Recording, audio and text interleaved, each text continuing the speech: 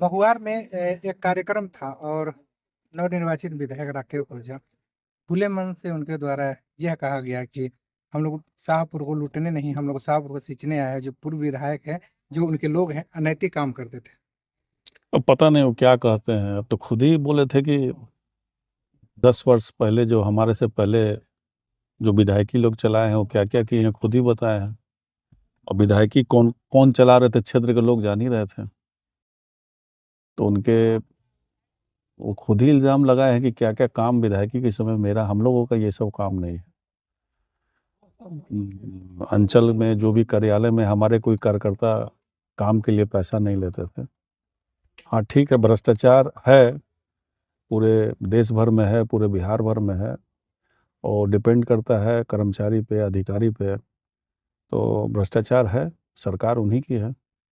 हम लोगों के कार्यकर्ता और इस तरह का काम नहीं करते थे। तो ये भी कहा गया कि अंचल में जो भी कर्मचारी है सुधर जाए, नहीं तो हम सुधार देंगे। तो अच्छी भाषा है, उनसे यही उम्मीद है।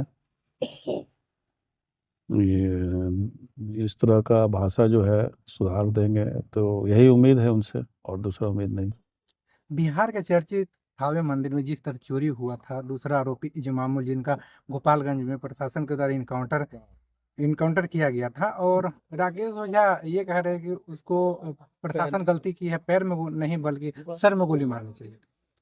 तो उनको जाके पुलिस अधीक्षक जी से बताना चाहिए कि गोली आप गलत जगह मारे हैं, सही जगह मारना चाहिए। तो वो जाके बताए पुलिस को। पुलिस क्या ड्यूटी करेगी, अब पुलिस को उनको बताना चाहिए कि आपसे ज़्यादा जानकार, पुलिस से ज़्यादा जानकार जो है, अब ये डायरेक्शन देंगे पुलिस को कहाँ गोली मारना है, तो बड़ा वो बात है। ठीक है, थावे मंदिर में चोरी हुई है, पुलिस ने गिरफ्तार किया है। मुख्य अभियुक्त पकड़ाने के बाद उनके गवाह से एक रानी सागर में यहाँ पे पनाह लिए हुए थे, जिसमें उसकी गिरफ्तारी हुई। रहने वाले यहाँ का नहीं है, सिवान की तरफ का रहने वाला है, मोतिहारी की तरफ। तो यहाँ छिपा हुआ था, पुलिस ने उसको पकड़ा है। अच्छा काम पुलिस ने किया। रानी सागर में ये भी कह रहे हैं कि पाकिस्तानी रहते हैं, बांग्लादेशी रहते हैं, रानी सागर प्रत्येक घर की जांच होनी चाहिए। ठीक है, वो राजनीति वही करते हैं, धर्म वाली, हिंदू मुसलमान वाली राजनीति करते हैं, और मुस्लिम पकड़ाए हैं तो इसलिए इस तरह की भाषा कर रहे हैं। मिनी पाकिस्तान जबकि जानना चाहिए कि जो मुख्य इसमें जो साजिश करता है वो किस बिरादरी का है, वो जानना चाहिए उनको। वो कोई मुस्लिम तो है नहीं, गैर मुस्लिम है। उसी के गवाह पे यहाँ पे हुई है। और चोर का कोई जात नहीं होता है, कोई धर्म नहीं होता है ना। तो वो बड़ा सातिर तरीके से जो काम लोग नहीं कर पा रहे थे, वो काम उस साजिशकर्ता ने कराया है।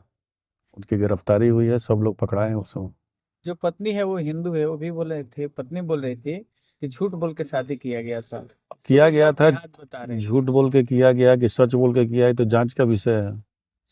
ये तो कंप्लेन देना चाहिए, तो जांच की जाएगी। अब धर्म किसी से छिपता है जी? जात छिपबे नहीं करता, धर्म कहाँ से छिपेगा? बिहार में जिस तरह से अपराध बढ़ रहा है, तो जेडीयू के जो प्रदेश उपाध्यक्ष है गौरव सिन्हा, अब वो भी तय कसना शुरू कर दे बीजेपी की, सम्राट चौधरी इस्तीफा दे, उनसे जो है गृह मंत्रालय समझ नहीं रहा। अब ये क्या किस मंशा से बोल रहे नहीं जाने, लेकिन अपराध, जो अपराधी हैं अपराध करने में वो सक्षम हो जा रहे हैं, ये तो बात जरूर है। अब उनके सरकार के लोग बोल रहे हैं तो ये बहुत बड़ी बात है। उन्हीं के सहयोगी अगर इस तरह की बात बोल रहे हैं तो बड़ी बात है। जेडीयू के जो प्रवक्ता है नीरज नीरज कुमार, उनको कह रहे हैं कि लालू जो आवास है, राबड़ी आवास है, उसको जो है खुदाई होगा, उसमें वो मेंट पैसे छूना। वो मेंटल केस, हमको लगता है कि मानसिक संतुलन उनका सही नहीं है।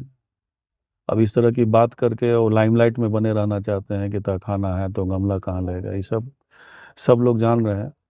ये भी कह रहे हैं कि जो लैंड घर बन रहा है वो लैंड फॉर जॉब स्कैम कैसे? ये तो इनकम टैक्स डिपार्टमेंट का काम है, हम लोगों का काम नहीं ना है। बहुत सारे लोग का मकान बन रहा है, बहुत सारे नेता लोग के पास पैसा है, उन्हीं के पार्टी के लोग के पास तो इल्जाम लगा हुआ है। तो डायरेक्ट ट्रांजैक्शन है, पैसा का लेन देन का ट्रांजैक्शन है, तो क्यों नहीं बोलते हैं? कोई भी कमाई अगर सही है गलत है, वो इनकम टैक्स डिपार्टमेंट का काम है ना। इनकम टैक्स डिपार्टमेंट को लगेगा तो एक्शन लेगा।